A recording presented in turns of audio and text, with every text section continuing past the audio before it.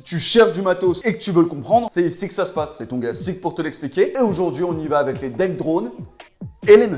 Mais avant ça, résumons la marque Drone en quelques phrases. Drone est une marque anglaise créée par Ju et Duncan qui viennent des milieux des sports urbains. Les pièces de la marque sont produites en Asie, mais Drone compte des riders dans les 4 continents, les continents où l'on retrouve le plus de rider trot. Toutefois, fort de leur réputation construite dans les skateparks, ils se diversifient et on va le voir avec les caractéristiques du deck Drone Element. Chez Dissidence, on retrouve 3 tailles de longueur et 2 tailles de largeur. La plus petite taille, bien skatepark, en 49,5 cm de long et qui se décline en 12,7 cm de large et 14 cm de large. La seconde, encore avec une taille assez réduite, en 53,3 cm de long, qui se décline évidemment en 12,7 cm de large et 14 cm de large. La troisième, qui est la plus grande taille, mais qui reste une taille intermédiaire, elle est de 55,8 cm de long, également déclinée en 12,7 cm de large et 14 cm de large. Le deck drone ici a un angle en 83,5 degrés, un entre-deux entre le 84 et le 83, qui optimise son inertie. Intéressant. Alors, confectionné avec une esthétique assez sobre pour le deck drone Element, c'est en réalité sa robustesse qui prime. C'est alors que l'on retrouve sur la face avant une ouverture qui vient grappiller quelques grammes sur le poids total du deck et un léger détail de réduction de matière sur le tube. Également à l'avant, sur la face inférieure cette fois-ci, il a été optimisé pour pouvoir réaliser toutes sortes de grinds, de calage ou de crook avec ici des caches en aluminium soudées. C'est assez répandu, mais c'est pas tous les decks. Donc même sobre, il a été pensé pour être polyvalent. Sur le plateau, du fait d'un tube assez classique, assez réduit, l'empattement y est plutôt grand. Ça, c'est du confort. Sur la face supérieure, on retrouve un léger concave avec des bords arrondis, ce qui toutefois reste plutôt agréable. Et sur la face inférieure,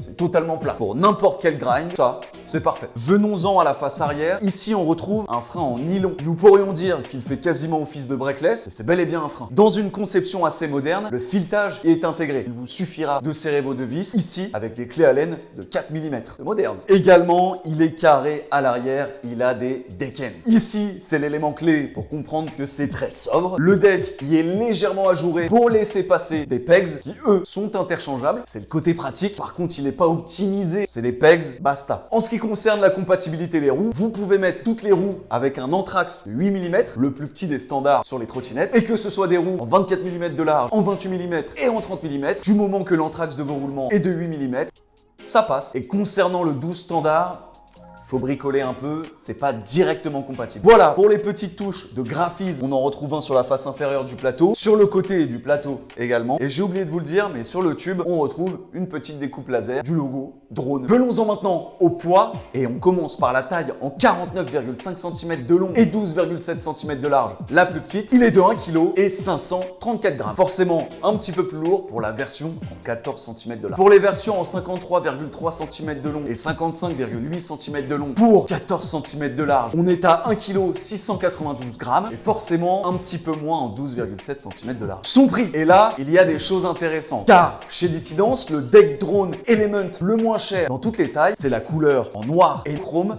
ici, à 99 €. Ça nous fait une belle réduction de 30 €.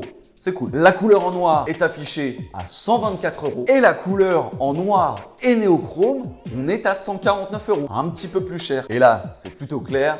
C'est une histoire de couleur. On en a terminé avec les caractéristiques du deck drone Element. Passons au point fort et au point faible. Allons-y. Point fort, efficace et robuste. Ces pegs sont interchangeables, c'est profitable de pouvoir les interchanger. Et son frein en nylon avec son filetage intégré, ça c'est un frein qui commence à beaucoup plus se démocratiser.